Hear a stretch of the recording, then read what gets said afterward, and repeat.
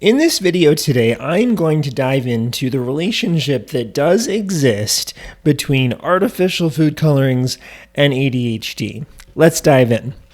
I'm Dr. Michael Smith. I'm a naturopathic physician, and I am really passionate about helping kids with ADHD. Now, there's a few facts that are observed generally in our society today. The number one is that diagnostic rates are increasing. There's more and more kids that are getting diagnosed with ADHD.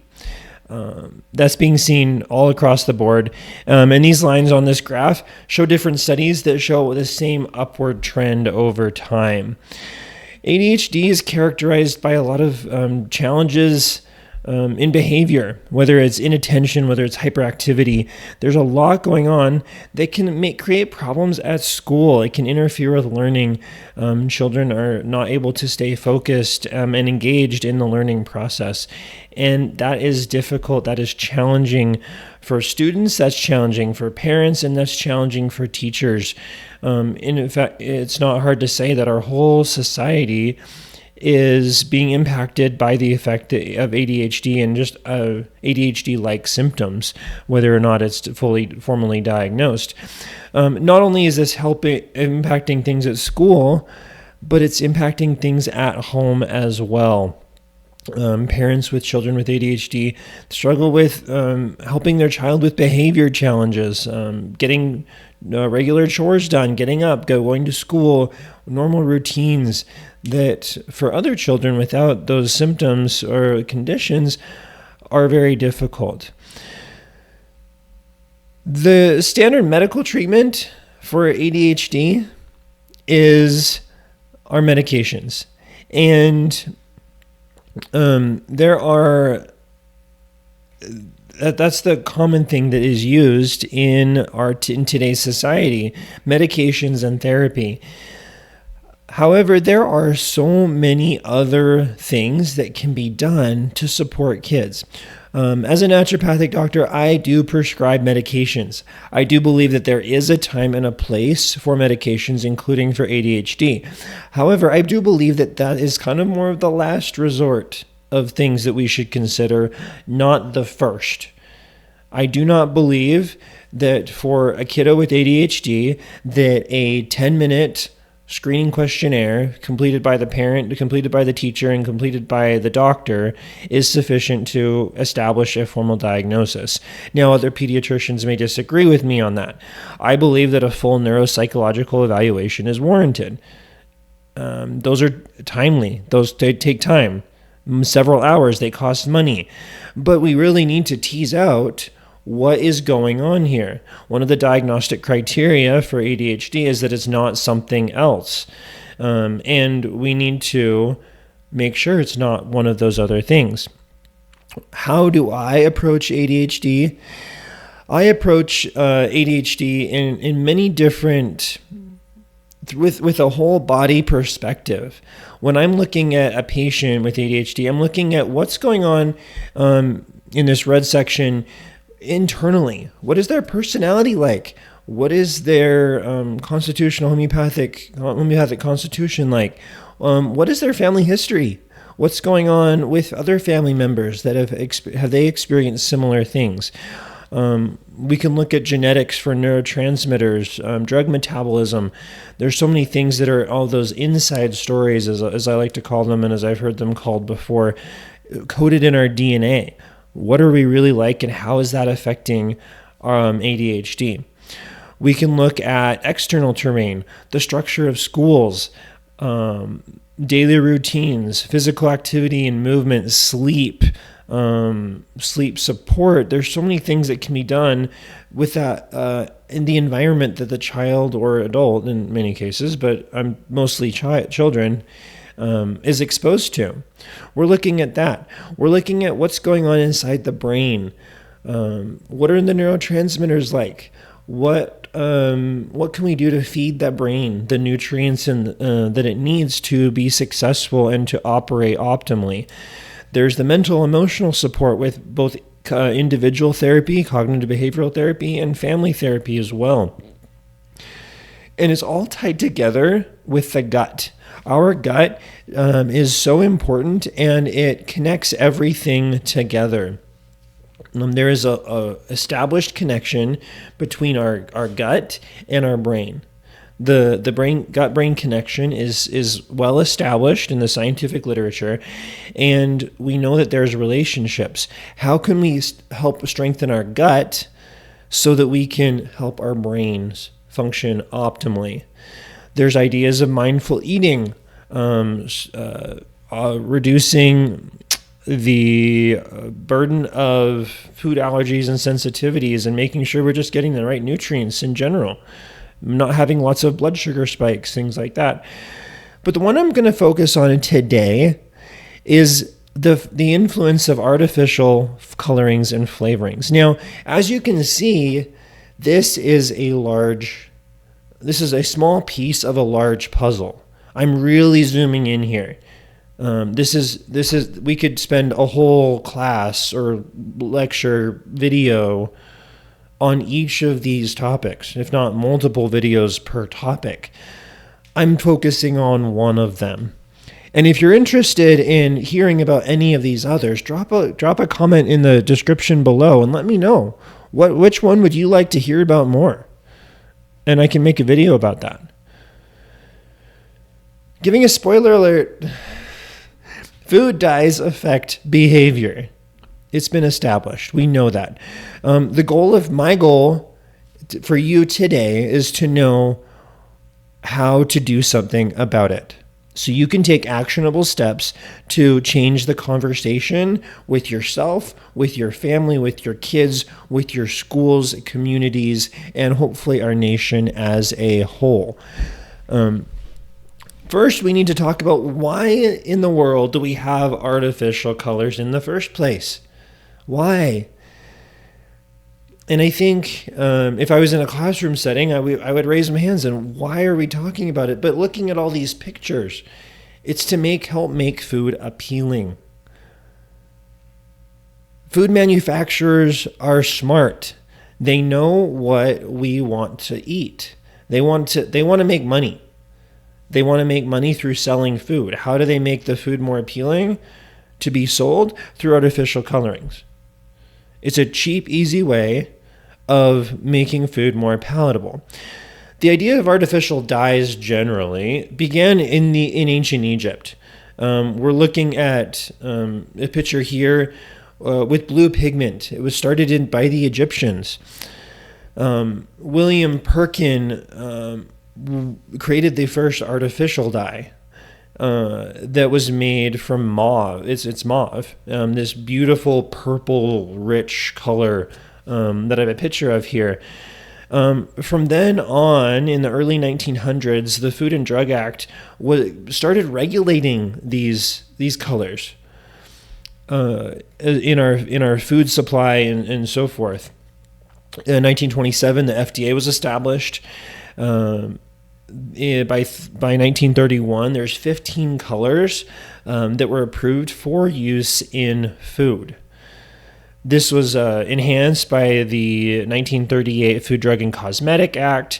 In 1960, there was the Food Color Additives Amendments that removed a lot of those harmful colors and the chemicals, colorants, that caused cancer. And right now, we only have about half of those 1960 color food additives still in existence in our food supply. Interestingly, each color has its own section in the Code of Federal Regulations. Those are that's the set of laws that made by the government, regulated through, in this case, the FDA, to say, okay, this is what the rules are about how these particular colors or substances can be used. Now, there's two different kind of categories of regulation. There's the colors that are subject to the FDA certification process, and those ones are specifically synthesized from petroleum, the oil products, petroleum products. And then there's those that are derived from plants, minerals.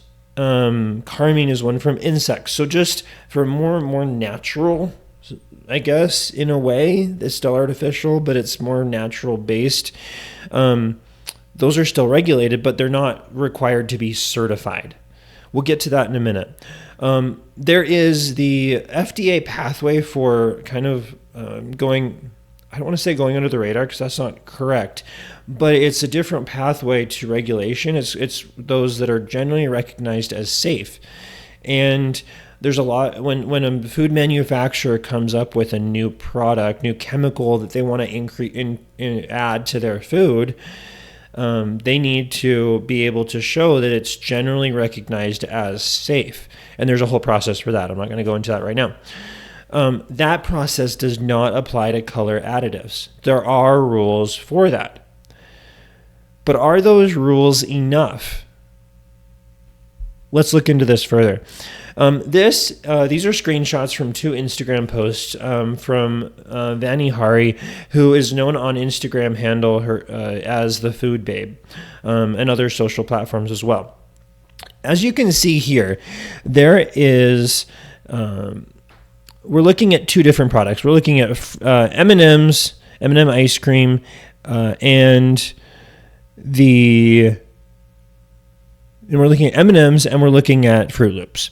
And if you look over here on the far left column for M&M's, you see at the very bottom there are a ton of artificial colorings. We're going to go through terminology in a minute.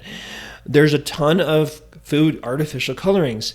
For the U.S. version, for the M&M's that are sold in the United States, there's a ton of artificial colorings. Look at the M&M's that are made and sold in the United Kingdom. You see blue 1. That's it. What do they use for colorings? They use curcumin, carmine, mixed carotenes, and other things like that. They do have blue 1, but they are the same product. M&M, different food colorings in them. Is the U.S. regulations enough? Look at the Fruit Loops. Same kind of thing. You look in red. Thankfully, she's highlighted it for us. These ingredients that are found in the U.S. version, but not in the ones sold in Europe, where there's other natural colors that are used instead. Why is this? This bothers me. I don't like it.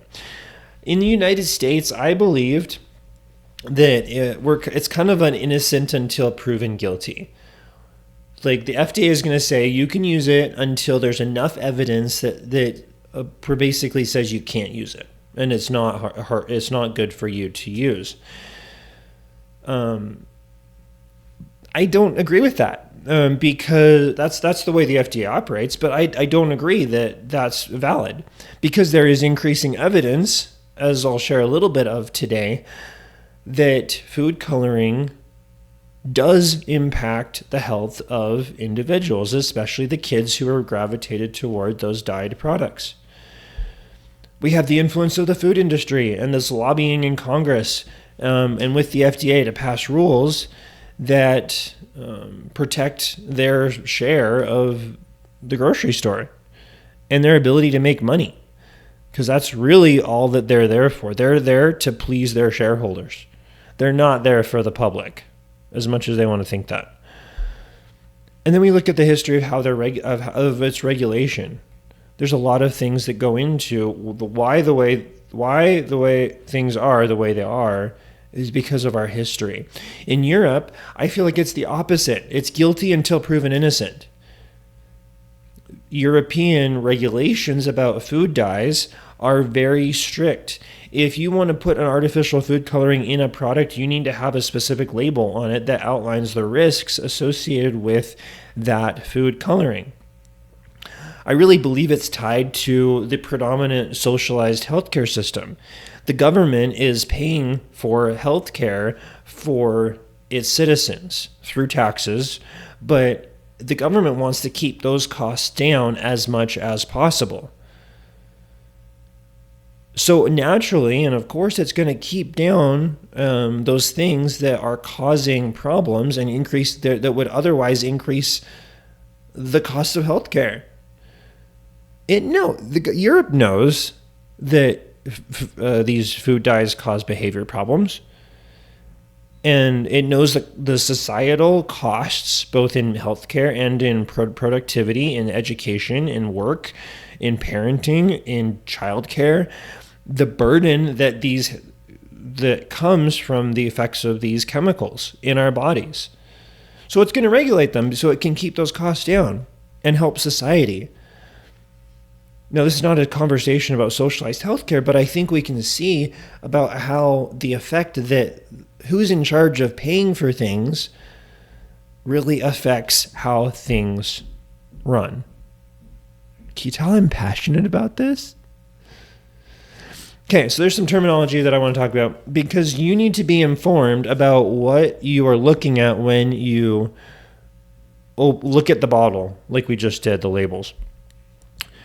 There's straight colors straight colors are those substances that have been not mixed or chemically reacted with other substances. Lakes they are reacting colors with precipitants and other things. For example, with aluminum to create these dyes. So blue number 5 lake or whatever lake you're going to see is a reaction with another thing. Oftentimes with, like in this case, aluminum. Not a great thing to put in your body for other reasons. Mixtures, there's no chemical reaction that's happening. So it's really what is that color doing? How is it prepared? What is it doing inside our body?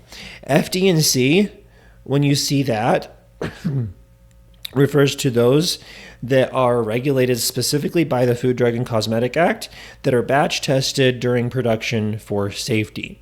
So if you're going to have one, maybe the FD&C ones are a fraction of a percent better than the others because you can guarantee they're a little more safe. Again, is it what I'm going to be putting in my pancakes every day? Probably not. This is a summary of the main food FD&C dyes that exist that are regulated in the United States. Everything from blue number 1, blue number 2, green number 3, red 40, yellow 5, and yellow 6. Like this. This is red 40. This is pure red 40. I can get it at the grocery store to put in frosting or other things. Red velvet cupcakes. There's others. It's usually a combination of all these. Okay. What is it doing in the body? They've studied the effects of these dyes. In this case, from this diagram, is a study of mice. And mice are nice. Animal studies are nice because then you can do it in a fairly short amount of time as far as breeding and reproduction cycles go. From these studies, they found that there are effects on behavior in the adult rodents after chronic exposures. So if they're being exposed chronically to food dyes, there's going to be problems. Each of these lines is a different study, and then this is from a kind of a compound review article from that. There are bottom left-hand corner, there are long-term effects of exposure during pregnancy. If a mother is exposed to these food dyes, there will be effects later down the road on their children, on their posterity. There are effects after a single administration. We do get that. And there's effects even when the dyes are given at later times in life as well. Bottom line, these do cause effects on behavior, on health overall. One study I found from 1994 showed that there are studied 200 children assessed for activity, were put on a 6-week dye-free diet, and the parents monitored the behavior. And then 34 children with hyperactivity plus 20 control children were given random dosings of yellow number 5. And 24 children had significant behavioral challenges. They noticed that when they give kids food colorings, there was an effect, period. And there was a dose response effect observed. So when they take more, they have more symptoms from that. There's a diet called the Feingold diet, put forth by Dr. Ben Feingold, that is focused solely on eliminating food dyes. It eliminates food dyes, it eliminates synthetic artificial flavorings and fragrances, it eliminates these preservatives, BHA, BHT, TBHQ, excuse me. It also removes artificial sweeteners, which are equally as bad in my book. No artificial sweeteners. And then also moving some medicines as well that have salicylates, which are related to the aspirin molecule. So this is a great website for anyone who's interested in diving into like dietary support for removing food dyes from the diet. They have resources there that you can find, and maybe even find some books about it in your local library. I haven't looked for a while. I need to go look again. This is a story of somebody named Cameron. This is from the Feingold website, who, as a young child, had frequent nighttime awakenings, who would run and hide in the store, scream until he would vomit. He couldn't speak. He was uncooperative. He was at speech therapy. He was violent and just overall difficult in school. And this picture on the left kind of shows him eating a blue lollipop. Fast forward, after a 30-day dye-free diet, his hives went away, his anger diminished, he started speaking. He learned his colors, he slept better, his body pain lessened, he developed compassion and empathy, and he began to socialize, be with other people. What was the difference? This Feingold diet, removing the dyes and artificial sweeteners, artificial colorings, artificial flavorings, chemicals, etc. So we're going from, we talked about mouse studies, we've talked about population studies, we've talked about individual case studies. I know from my own experience as a father to 2 amazing, wonderful, and very energetic kids that when they eat food dyes, they have way more energy, it's harder to put them to bed, and their emotions are much more on the surface. It's harder for my wife and I to be a parent, to help them with the things that they need to do. And we directly attribute it to food dyes, just like in this case here. So, what is happening? What is going on inside the body that's causing this to happen? Number one thing is it's causing a histamine reaction. Histamine is a molecule that we often think about when we get a bee sting or a mosquito bite. And that is exactly what is going on. When we get that in our skin and our body, when we get a sting, for example, our body mounts an immune response. And as part of that, it wants to clear that venom or whatever that's inserted from our body. It does that through histamine. It causes the reaction. That's why we're taking Benadryl, for example, reduces allergy symptoms. Allergies is a form of an immune response.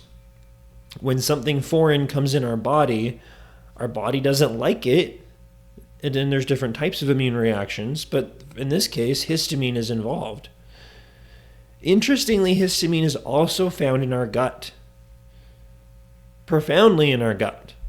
So much so that for somebody who's dealing with GI symptoms, I might prescribe them either, scratch that, reverse that. Histamine is involved in our gut, I was thinking about a different molecule, in gastric acid secretion in our stomach, in heartbeat, and so many other things. Now, one thing that has been postulated is that these artificial food colorings target this enzyme kind of right in the right side in the top, called HNMT, histone and methyltransferase, or histidine and methyltransferase. Anyway, HNMT, this enzyme helps with the breakdown of histamine. So when we get a lot of histamine in our body, the enzyme HNMT helps to break it down and helps to process it and so get it out of our body. If that enzyme is blocked, our histamine levels will rise and they're not able to get down. We're not able to respond to all that histamine that we have in our bodies. So what's the consequence? What's the result? We have excess histamine. It's causing problems in our gut. It's problems in our brain, and our body as a whole. Think about this like systemic immune reaction that's happening. We often also see nutritional deficiencies. Food colorings lead to lower levels of zinc, which can then lead to higher levels of mercury. We need nutrients, especially these micronutrients like zinc and other things like that. Kind of alluding to this, manganese is one of those like trace elements that we need. And when we have too much manganese, that leads to lower levels of dopamine. Dopamine is that reward hormone in our brain. We need it to function. And that causes an imbalance of reward. And so then it's throwing off the neurochemistry, and it's causing a lot of problems. And then we can't rule out this like symbiotic relationship, it almost seems like, between artificial food colorings and sugar. They often go together. It's like a happy couple that doesn't want to separate. You often can't find them separate from each other. So is it really the food coloring? Is it the sugar? And I would say it's probably both. Check out I have other videos about sugar, and you can find, and I'll link some down below. Look at those about the effects of sugar in our bodies. Ultimately, what's going on? I feel like our brain is on fire when we're eating artificial food colorings. When we're eating sugar, our kids' brains are on fire. Of course they can't think right. Of course they can't sit still. Their brain is just not working the way it should. And that's what comes from artificial food colorings. So what can we do? We can take action on this. And even this week, there's things happening. Number one, we can be educated. Again, this is from the Food Babe, Vanny, her website, and I'm just going to direct you to her because she is like a pioneer in this field and is doing so much to promote this, to raise awareness of this, and it's so important. Haley Scheik and Dr. Tarek Pacha, husband-wife duo, creator of My Superhero Foods. Please check them out as well. They have amazing content about the same type of thing. Also, Jennifer Anderson, The Kids Eat in Color on social. She's a nutritionist, and she has a lot of really good ideas on how to help kids eat, especially when they're struggling to eat or not wanting to eat very much or very well. Go check them out. They have amazing content that will help you become educated. I think it's important to spread the word. This is me. Actually, this last week, I went to a trunk or treat with my family event, and I wore my red shirt and red pants and put red number 40 on me.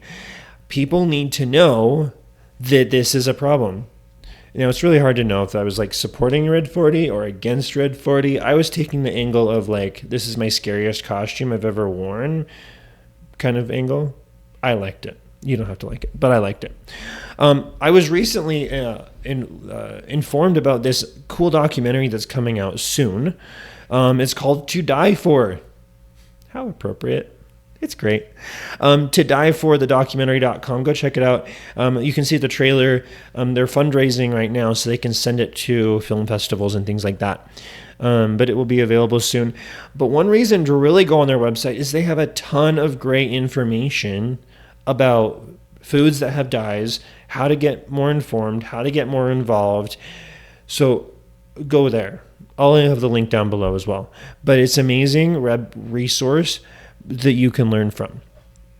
Okay, so I was preparing to present this to the in a community education class this week, and as I was on social, I noticed that just this week or last week, there was a protest of a gathering of sorts at the Kellogg's headquarters. With Vanny, the food babe, and so many others, the creator of 1,000 Hours Outside, who has an amazing podcast, go check it out, about this topic, protesting how Kellogg's is using, putting food dyes in foods here in the United States that they're not putting in Europe, elsewhere, as we talked about before. They're protesting this. They had, I think, 400,000 signatures on their petition that they delivered to Kellogg's. And they are calling for change. How can we change? It's through our shopping decisions. They're calling for a boycott of Kellogg's. I support that. I don't really eat Kellogg's products anyway. But if you do, considering shifting away. Kellogg's is a big family, is part of a big company, has lots of products. Look at what they make. Don't buy from them, and that your wallet will influence things just as much as anything else can. We can also shop the perimeter. If you notice that around the perimeter of the grocery store, we've got the produce, there's maybe a bulk section, there's the meat section, there's the dairy, there's the deli, there's the bakery. All of those things are fresh. Those are things that need to be prepared, or maybe in the case of deli, they're already prepared. But the raw products are on the outside of the grocery store. What's on the middle? The groceries that are produced and often have higher levels of artificial food products. Not great. We can also just say no to artificial food colorings by switching out for colors from other things. There's natural foods that have color. We need to eat the rainbow. It's amazing how many nutrients there are from the plants, vegetables, fruits, other things that we have in our bodies, or we have available to us in the form of produce. We can use that. Going back to the Kellogg's thing, and I just kind of want to end here, is that change does work. This is 2015. Kraft got rid of food dyes in their mac and cheese. It was amazing to see that. I hope that it can happen with Kellogg's. I hope that the FDA will listen. I hope that they'll be more concerned about the effect of these things on our kids and our society rather than the interests of big food. Leave you with this. Be the change you wish to see in the world. It's attributed to Gandhi. I was doing some research, and maybe it might not be exactly attributed to Gandhi. Either way, the idea is great. If you want to see change, especially with food, be the change.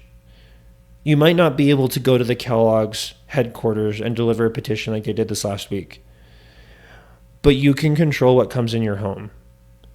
You can be empowered to make healthy grocery shopping choices. You can be empowered to make healthy choices for your kids of what they eat and what they don't eat. And if your kid has ADHD, you're thinking about a lot of other things too. This is one piece of the puzzle, but you can make a difference. That's what I love to do, is help patients make the difference for themselves and the world. And if we're all doing our best to make that change, the world is going to be such a better place. I hope you've learned something new. Thank you so much for listening, watching, and I'll see you on the next video.